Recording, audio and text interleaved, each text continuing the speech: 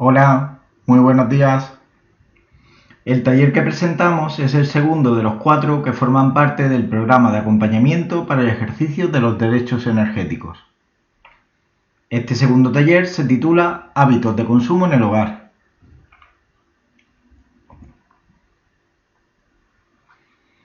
De acuerdo con el índice, son 5 las partes que podemos diferenciar en este taller.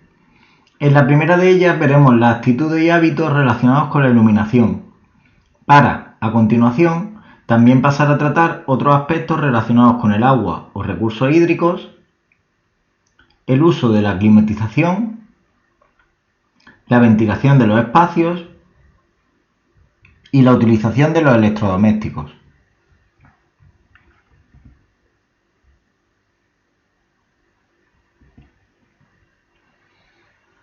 Para conocer las medidas que aumentan el ahorro y eficiencia en el hogar en relación con la iluminación, contestaremos a una serie de preguntas. En primer lugar, hemos de saber que hay 3 tipos de bombillas: las halógenas o convencionales, las de bajo consumo y las bombillas LED. En este sentido, hemos de saber que las que más vida útil tienen y las que menos consumen son las LED. Por otro lado, para contestar a cuántos euros podemos ahorrar en 5 años utilizando bombillas LED frente a las convencionales, pasaremos a revisar una tabla que aparece en la siguiente diapositiva.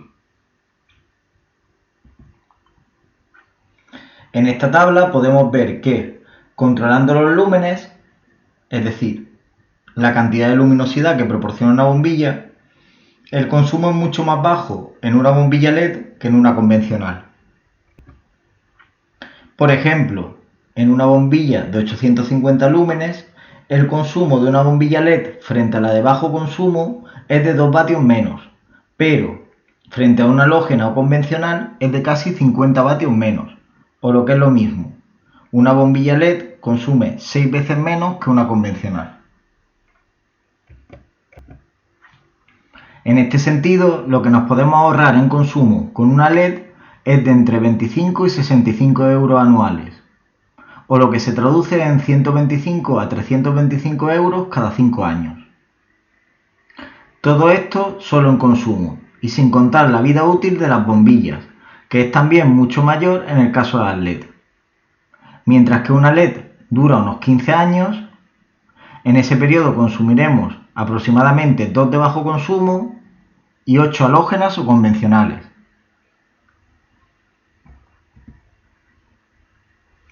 Otra medida a adoptar respecto a la iluminación es mantener limpias las pantallas de las lámparas y las bombillas, ya que puede aumentar la luminosidad en torno a un 20%, y teniendo por tanto que utilizar menos puntos de luz artificial para la misma luminosidad.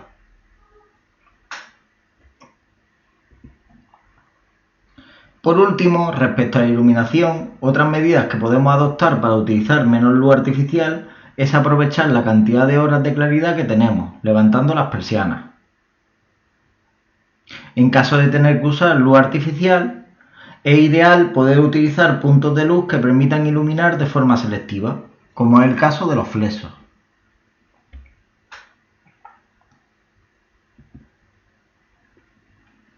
Respecto al consumo de agua o recursos hídricos, para ser más eficientes nos planteamos una serie de preguntas que intentaremos contestar.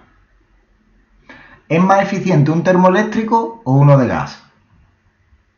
¿A qué temperatura deberíamos de ponerlo? ¿Cómo deberíamos de usar el programador en un termoeléctrico? ¿Qué es recomendable cuando nos duchamos, fregamos los platos o nos lavamos los dientes? ¿Qué es la doble descarga en una cisterna? ¿Cuánto podemos ahorrar?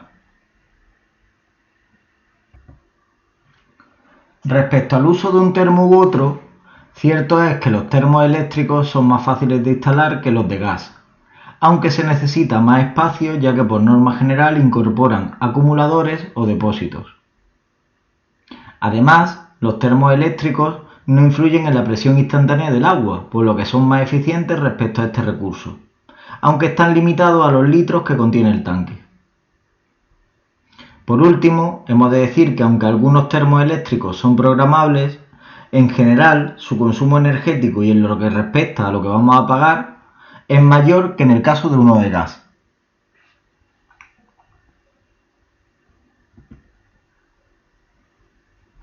En todo caso, si tenemos un termoeléctrico no programable, es muy recomendable comprar un programador y configurarlo para que comience a calentar el agua entre 1 y 3 horas antes de su uso.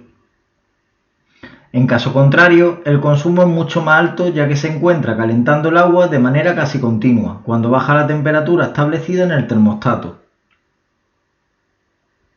Respecto a esto último, también hemos de decir que si podemos regular la temperatura del agua, será más que suficiente con 40 grados.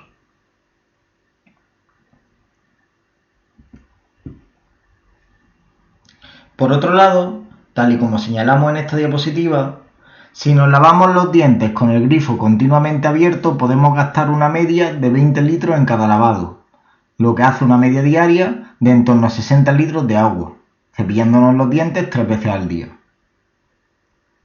Si por el contrario nos lavamos los dientes abriendo solo el grifo para mojar el cepillo y enjuagar la boca y el cepillo, gastamos alrededor de 1 litro de agua.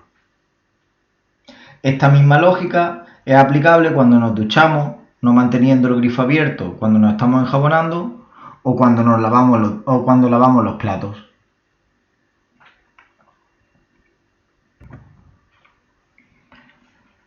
Cada vez que tiramos de la cisterna se gastan en torno a 8 litros de agua, salvo que tengamos un sistema de doble descarga.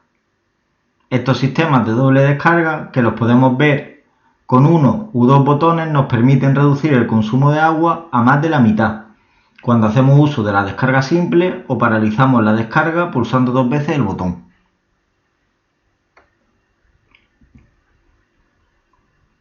Por otro lado, ahora en relación a la climatización, en este caso también veremos las diferentes medidas que nos pueden hacer más eficientes contestando a una serie de preguntas. ¿A qué temperatura debemos poner los sistemas de climatización en verano e invierno? ¿Qué otras medidas se recomiendan? ¿Ahorramos usando el termostato de estufa y radiadores? ¿Qué mantenimiento debemos hacerle a los sistemas de climatización y a los radiadores? ¿Por qué es recomendable quitar objetos cercanos o evitar usar el radiador para secar? Respecto a la primera pregunta, la temperatura máxima que deberíamos de poner la calefacción en invierno es de 21 grados y la mínima a la que poner el aire acondicionado en verano es de 26. De acuerdo con ello, cada grado que subamos o bajemos la temperatura por encima de la citada se incrementa su consumo exponencialmente y por tanto la factura de la luz puede aumentar en torno a un 7%. Además, en caso de subirse o bajarse, es recomendable hacerlo progresivamente y no ponerlo de golpe en 21 grados o 26, ya que en este caso el consumo será mucho mayor.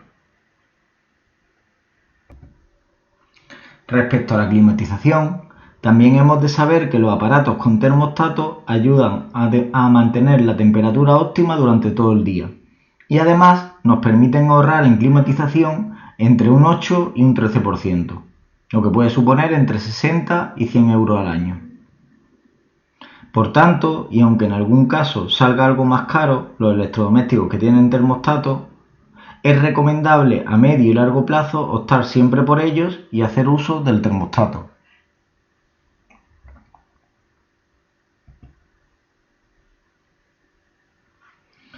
Cuando hablamos de mantenimiento de los sistemas de climatización, nos estamos refiriendo a, por ejemplo, la limpieza de los aire acondicionados y la purga de radiadores.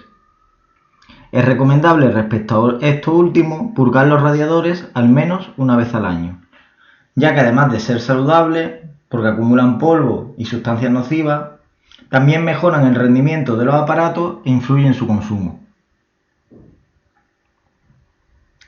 Respecto a la climatización, también hemos de saber, por último, que es recomendable no tener cerca muebles u objetos que puedan absorber y hacernos perder calor o frío de los sistemas de climatización, así como no hacer uso de esto para secar, por ejemplo, la ropa, utilizando mejor para secar el tenderlo fuera del domicilio.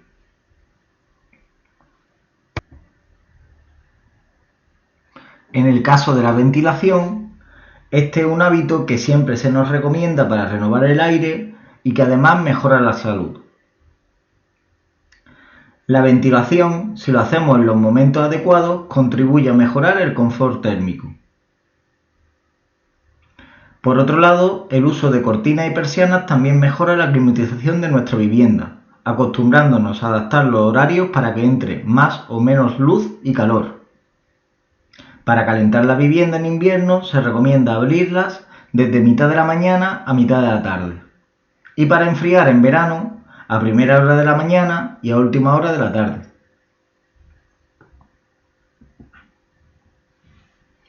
Por último, intentaremos ser conscientes de diferentes aspectos y medidas relacionadas con los electrodomésticos. En primer lugar, como es bien sabido, el etiquetado energético es un sistema de clasificación de acuerdo al consumo que tienen que incorporar todos los electrodomésticos que se comercializan en la Unión Europea.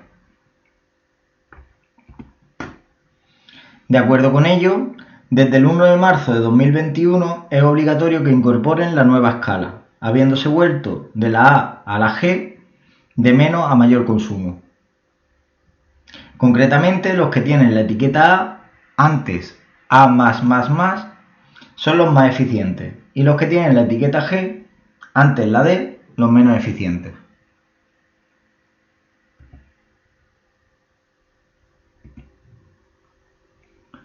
Por otro lado, en esta diapositiva nos planteamos qué electrodomésticos consumen más, si se puede adoptar alguna medida para hacer más eficiente nuestro frigorífico o congelador, y cómo y cuándo deberíamos usar el horno y la plancha, así como la lavadora y el lavavajillas.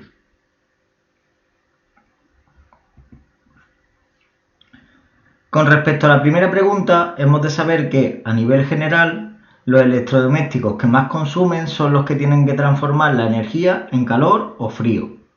Por ejemplo, la plancha, el frigorífico, el horno y los sistemas de climatización.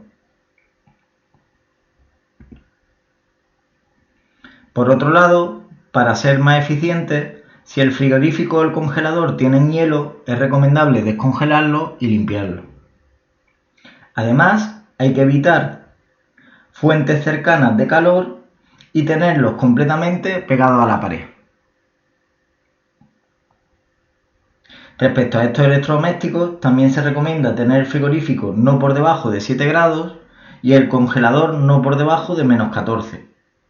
Tampoco meter alimentos calientes y comprobar las gomas para que no haya fisuras con un cierre totalmente hermético que evite las pérdidas de frío.